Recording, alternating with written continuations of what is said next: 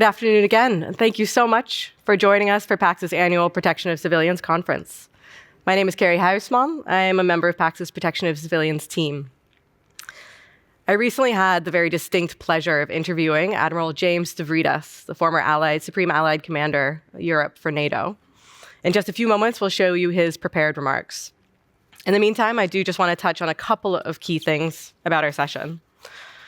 As Marla just mentioned, throughout the conference, we're asking people to engage really actively in the discussions with us using the Slido module that we use for our Q&A. Unfortunately, Admiral Stavridis is not able to join us live for the discussion today, so we'll not be able to pose any questions directly to him.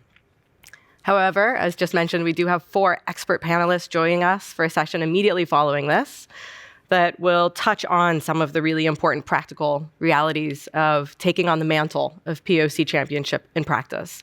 So if you do have questions, important remarks, things that come up for you during the keynote, please do feel free to insert these into the Slido module, and we'll try our best to integrate these into the next session. We're also really happy for everybody to post about the event on social media and other platforms using the hashtag PAX PoC 2021. And if you do capture images or quotes, we just ask that you please credit the individuals and the institutions accordingly.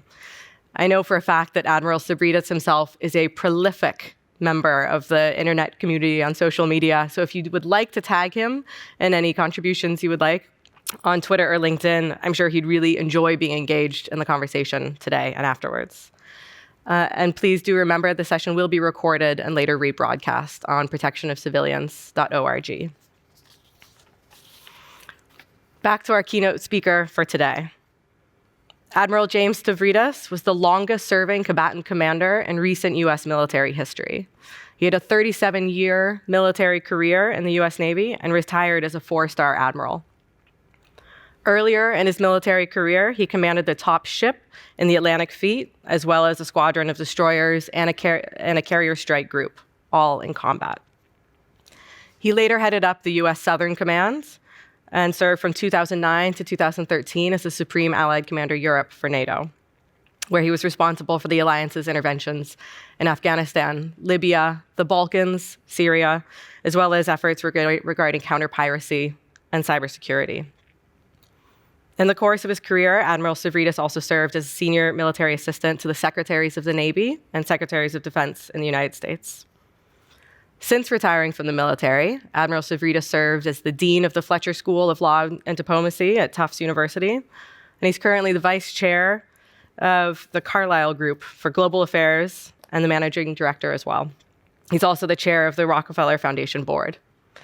He's published 10 books and hundreds of articles about themes very relevant to the discussions that we're having today around leadership and trends in the future of warfare, as well as about naval history and maritime affairs. Admiral Stavridis and I had a very long and detailed conversation about a wide-ranging set of topics related to the themes of today's sessions, which we've edited for time, and we really look forward to sharing these with you today. Thank you very much.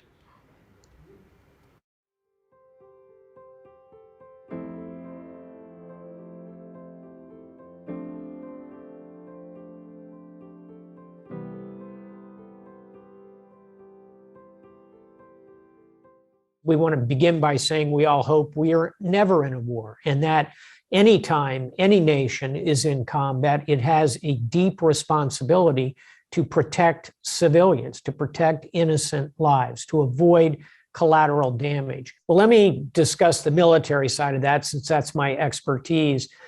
First and foremost, it's education and training of military actors. In other words, it's the deep responsibility of the general and the admiral to make sure that at every level in the military chain of command, there are lessons learned, there are seminars held, there are discussions held about the importance of avoiding collateral damage. I assure you, in the United States military, we do that. It is part of our ethos. I wish every nation did that. And so it's got to begin, Carrie, with education. And by the way, it's not just studying what we ought to do. It's also looking back at what we did wrong and drawing the lessons from that. When I look at our time in Afghanistan, for example, we had many instances where our systems failed. Now, if you look at casualties among civilians in Afghanistan, it was 85, 90% caused by the Taliban, but 10 to 15% were caused by Western forces. And every time we dug into one of those incidents, we would learn something. And then rolling that forward and applying it would allow us to reduce. So you begin with reading and education. Number two, I mentioned earlier, intelligence, ensuring that your intelligence systems, particularly your overhead sensors, satellites, drones, down to boots on the ground, are keyed to tell you where is the school, where is the well, where the gathering of water occurs, where is the medical facility, where are the markets that people use in their day-to-day lives. Having that exquisite level of intelligence can help and is a requirement for the military to walk the walk, not just talk the talk. Thirdly, there's a significant public-private cooperation piece of this. And here I refer to organizations like yours, organizations like Doctors Without Borders, organizations like the International Committee of the Red Cross. I spent a great deal of time during my period as Supreme Allied Commander of NATO when we were in Libya and Afghanistan, talking to Peter Maurer, who is the president of the ICRC. Public-private cooperation can help reduce these kind of casualties. And the ICRC, I think, is gold standard, willing to work with the military, willing to exchange information and knowledge, wants to help reduce this. There are many organizations, including your own, that are dedicated to this.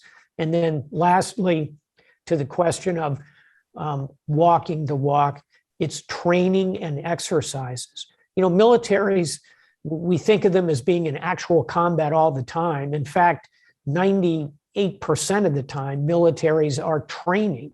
They're conducting exercises. So ensuring there's a component in your exercises that challenges your soldiers, your sailors, your airmen, by putting them in a scenario in a training exercise where there is a simulated, for example, marketplace, a simulated school, and they have to respond to it and understand what the implications are if they launch that missile.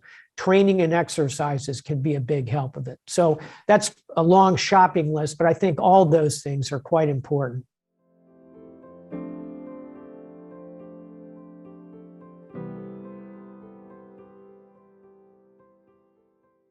The human element in this particular mission set is more important than in any other part of warfare.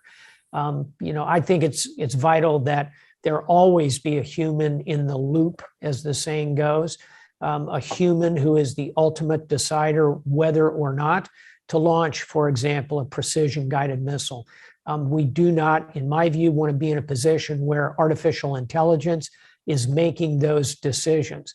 Now, it is tempting to think about a world in which a supercomputer, as part of a drone system, is processing millions of data bits, understands exactly the parameters, can, with great precision, target a particular node. It's very tempting to think of that. But from where I sit today, we do not want to give that authority, that ultimate authority, let's face it, to conduct combat operations which take human lives. We don't want to give that to a machine. What we do want is to use artificial intelligence to advise the human decision maker. What I mean by that is go ahead and put the supercomputer on board the long dwell drone that stays overhead for 36 hours. Let it process all that it sees. Let it refine that information. Let it even give a recommendation to a decision maker. But to have a machine pulling that trigger, I don't think we ever want to be in that position.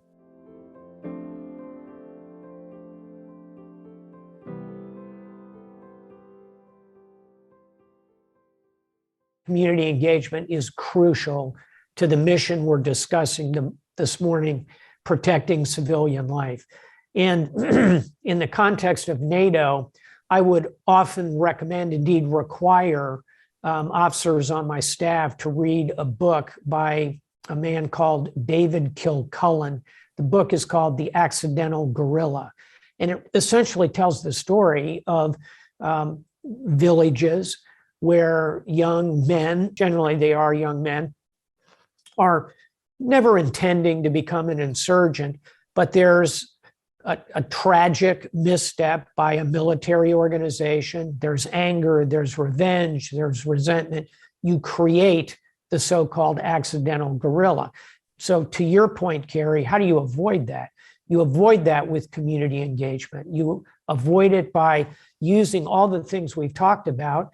And even then, if a terrible mistake occurs, and for example, tragically, during the evacuation of Kabul, you saw the United States launch a drone attack on a Toyota sedan, which our intelligence believed was carrying a terrorist, a suicide bomber.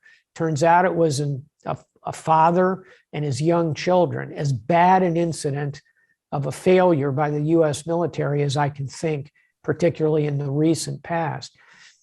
If a tragedy like that happens, community engagement is what is needed at that point. And so you go to that family, you deeply and sincerely apologize. You try to make them whole financially. You pay significant reparations. In the case of this family, if they want to, and they did, leave Afghanistan, you bring them to the United States. You set them up for a new life. That kind of community engagement can help in a small way after the kind of tragic misstep that we saw there. But even more important than that, broadly speaking, before you get to that moment of tragedy, that engagement, community engagement, is how you know where the school is located, where the hospital is located, where the playground is, what time of day are children on the playground, when does school let out, what time does the market open, what time does the market close. All of that, a knowledge of that comes from community engagement, and it's got to be part of the mission of protecting civilians by a military force that wants to do the right thing.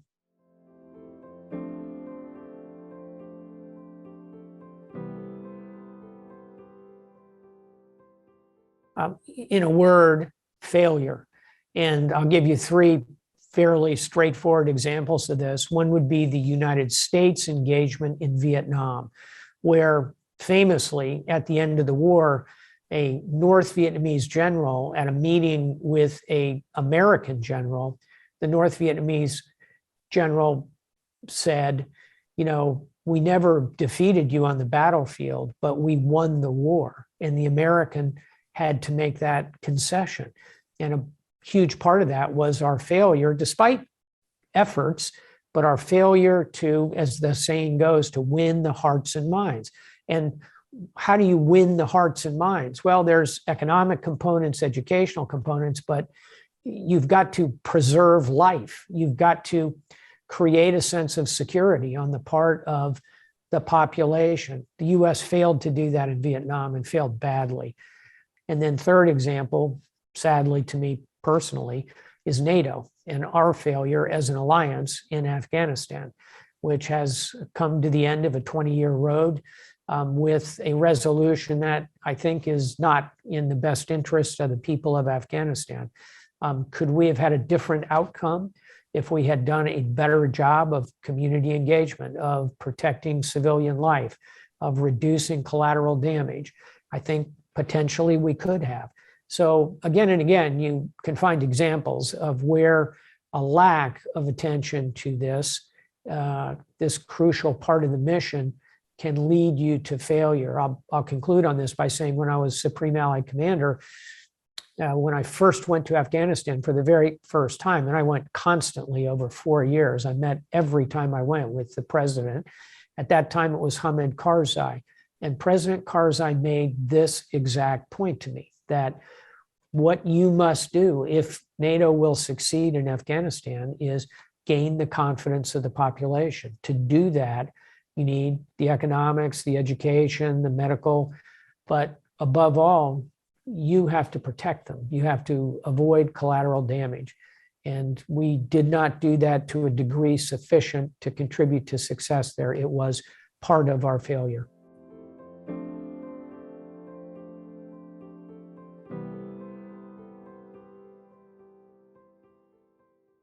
I think in the after state, we have an obligation to continue humanitarian work in Afghanistan. We have an obligation to continue to pressure the Taliban to allow women and girls to continue the education that we delivered to them. The military alone provided literacy training for hundreds of thousands of Afghans, both men and women. That may be the most lasting thing we do in Afghanistan. If that's going to continue, we need to help with the humanitarian challenges, and they are extreme in Afghanistan. We need to, again, put pressure on the Taliban using all the tools at our disposal to encourage them to move forward into the 21st century in the treatment of women and girls. We need to encourage the Taliban to allow media to report on what's happening in Afghanistan. And by the way, I want to just draw a line under the importance of the media and how they have a significant role in all of this. Without unbiased, fair observers, media on the ground, we don't know what happens in many cases. And frankly, there are many instances where militaries try to cover up things that have gone wrong. Media have a crucial role to play here. And in the case of Afghanistan and the aftermath of the US withdrawal, I think the degree to which the Taliban permit media to accurately report, I think will matter a great deal. And we ought to pressure the Taliban to do that. Look, the Taliban have a very difficult challenge ahead of them. They've got to run a country which has been at war for 20 years. They are fighting themselves an active insurgency, the Islamic State, highly radicalized. They have lost all foreign aid and foreign support. We have levers that we can put in play, and we should use those levers to make the situation inside Afghanistan as positive as we can. And then secondly, Carrie, specific to the United States, we have brought somewhere between 100,000 and 200,000 Afghans out of Afghanistan to the United States of America. In my view, they are very lucky to have come here. We have an obligation to them to make this an American experience, which is to say, education, a safety net, the opportunity to advance in society. And I think these people, I know the Afghan people very well. They will deliver. They are smart, they are hardworking, they're clever, they network very powerfully within their families. And I would point you, if you doubt me on this, look at the Vietnamese American community, which came here in a boat lift, roughly the same numbers, 200,000, perhaps 250,000 decades ago when Vietnam fell. Today, they're a vibrant part of American society. I think we'll see that out of the Afghans as well. We have an obligation here in the United States to do the best we can to give them the opportunities. I think that's part of protecting civilians in a kind of a different context, but it's an important one as well.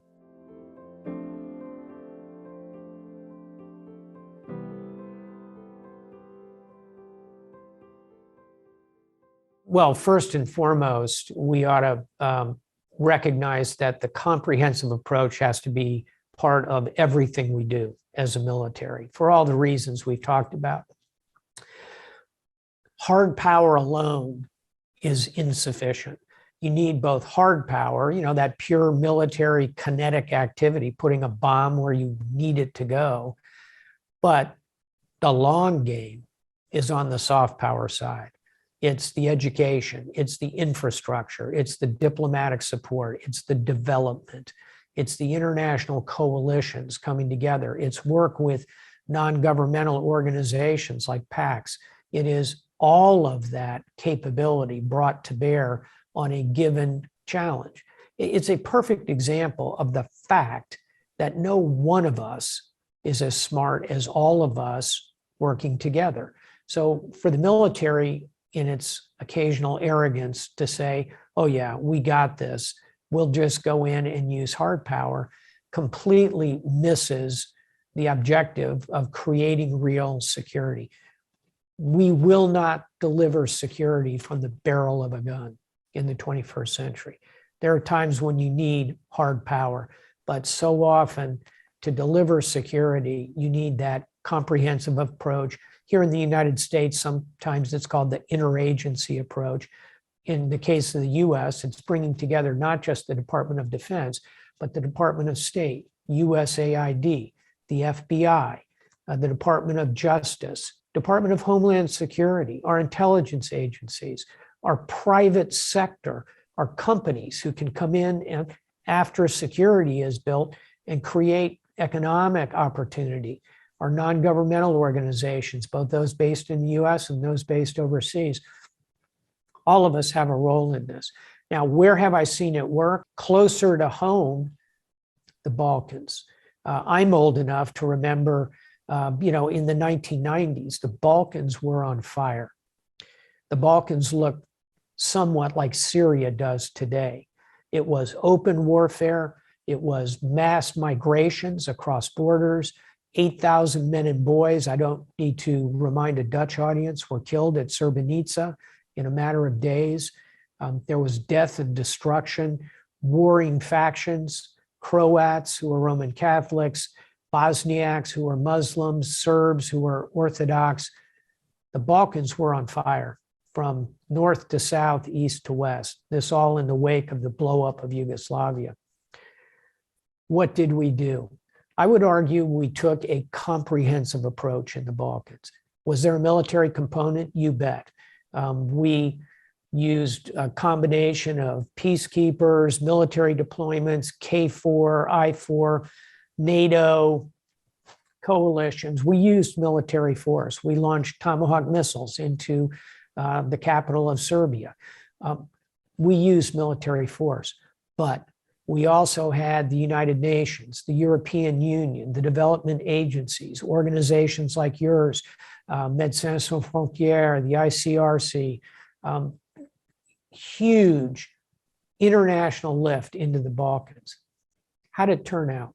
Well, the Balkans are not perfect today, but nations like Albania, Croatia, Macedonia are members of NATO. Many of them are joining the EU or are in the process of joining the European Union. Economy is still challenged, but tourism has become a mainstay in places that saw nothing but bullets flying some years ago. I have great hopes for the Balkans, and I think over time they will become more integrated with the European Union. And if we succeed in maintaining peace and prosperity over time in this corner of Europe, it will be because of the comprehensive approach, which included military and NATO actions, but has also included all of the developmental things we've talked about. I'll conclude by saying when I was Supreme Allied Commander of NATO, I had 15,000 NATO troops still deployed to Kosovo. Today, that number has come way down. It's only a few thousand. Today, when the Balkans wants to resolve something, they don't reach for their hunting rifles. They reach for a telephone to call Brussels. Hey, send us a mediator. Help us negotiate this. How do we get through this economically? It is a pretty good example, I think, of a situation that looked dire in the 1990s. Yet today, there's been a significant amount of progress, comprehensive approach.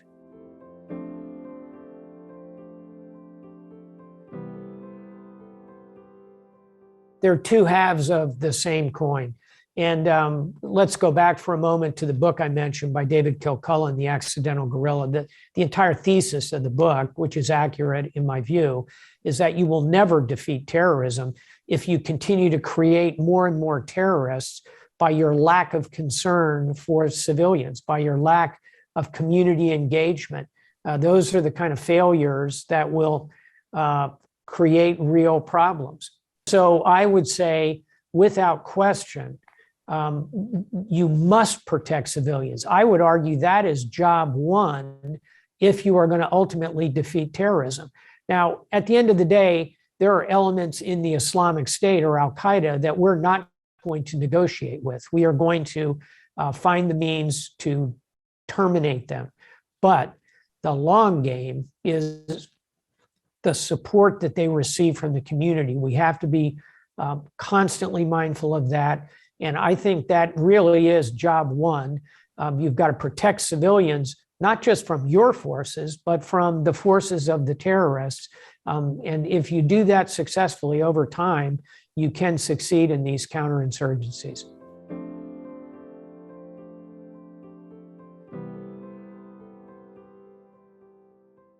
I would say it is essential in any scenario that I can see going forward, short of all-out war with Russia, which I think is a highly unlikely scenario. So let's stay on missions that we think might actually occur. Engagement in Ukraine, work on the Turkish-Syrian border, work at sea to facilitate migration in a humane and sensible way. Potentially another mission in the high north, in the Arctic. I think wherever you can envision NATO operating, a central feature of it has got to be interaction with the populations of the region. And to do that effectively, NATO staffs should have built into the staff a component, probably led in the case of SHAPE, which is Supreme Headquarters Allied Powers Europe, the organization I was privileged to lead for 4 years. I would say you need typically a one-star general or admiral who has a team working for him or her who is focused on protecting civilians, community engagement, working hand in glove with international organizations. I think in that staff element, we should request liaisons from the key actors in a region. For example, the International Committee of the Red Cross. We had that during the Libyan operation, for example. That idea of private-public cooperation, but built into the military staff, I think is the best way to ensure that our militaries live up to the ideals that we've been talking about.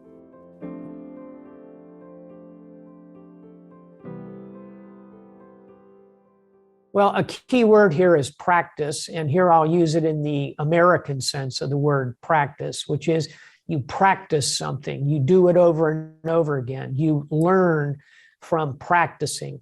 And so I think a key aspect of this for NATO is to embed protection of civilians, integration with non-governmental organizations, international best practices, embed that in the training and exercises that nations are doing.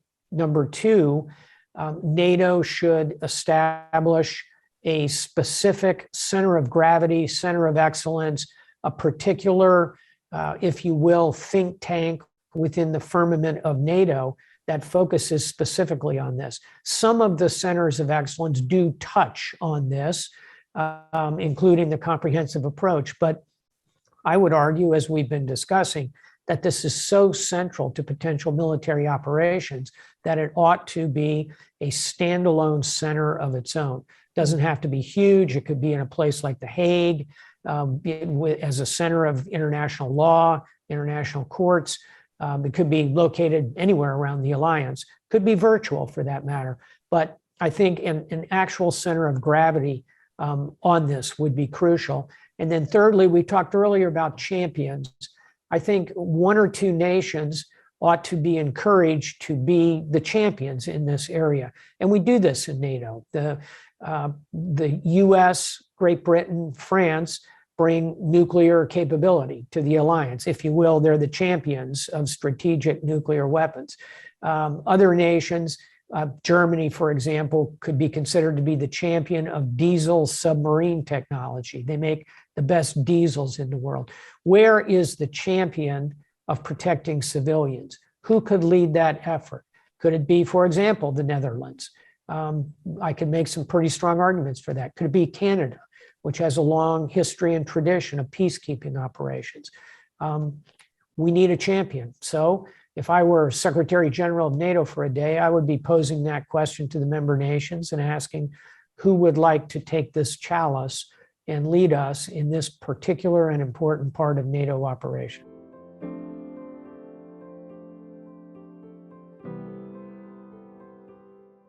I would lay out three arguments for any leader, any country. Number one is it's the right thing to do. If you are a leader who values human life, who believes in human rights, who believes that the future of mankind on this planet has to be a future that embeds civility and decency and humanity, you want to be that kind of leader. A leader is a dealer in hope, not in fear. A leader is a dealer in hope. I'd begin with that point. Number two, I'd say this is pragmatically the right thing to do, because everything you failed to do will be visible. We live in an era in which everyone has a cell phone, everyone has an internet connection, everyone has a megaphone, everyone has a microphone, everyone is watching. And therefore, pragmatically, you don't want to be the leader of a nation or the boss of a general or an admiral who is failing in this most fundamental of tasks, because the truth will out. So there's a very pragmatic reason that you ought to be doing this. And then thirdly, I would say, this is efficient. It's cost effective in the following sense. By protecting civilians, you have a much higher chance of succeeding in the mission upon which you have embarked. You have a much better chance of not being bogged down for decades in a conflict. You have a much better chance of winning. And so I would lay out those three arguments. I'd use some of what we've discussed today, examples from Colombia, from the Balkans that went well, examples from Afghanistan and Vietnam, Chechnya, where things have gone very badly, lay that case out. I think it's a winnable argument with most political actors in the world today.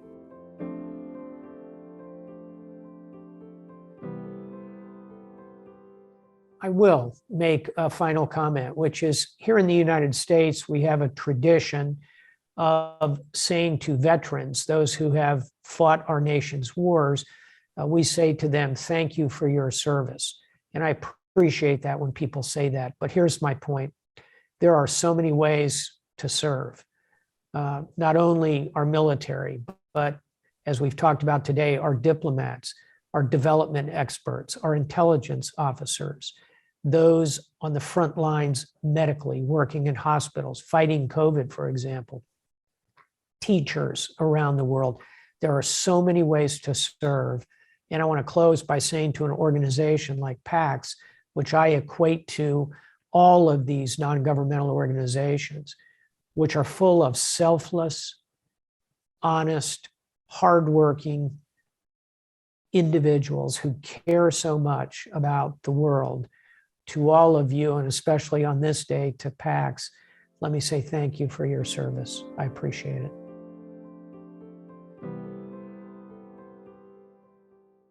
Thank you so much to Admiral Stavridis for his contributions to our session today.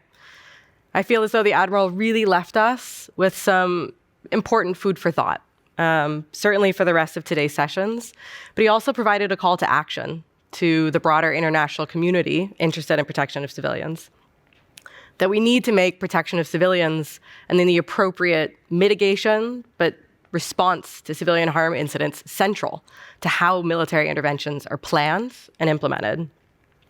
And this is both, as he clearly said, because of the deep moral and ethical obligations to do so, but I think he made a very strong case as well for it having strategic significance to the achievement of military objectives. There were a few things he said that really sort of stuck with me out of that conversation. He said, no one of us is as good as all of us working together. that for nations, but also institutions such as NATO that want to champion POC, this requires a dedicated commitment of expertise, of capacity.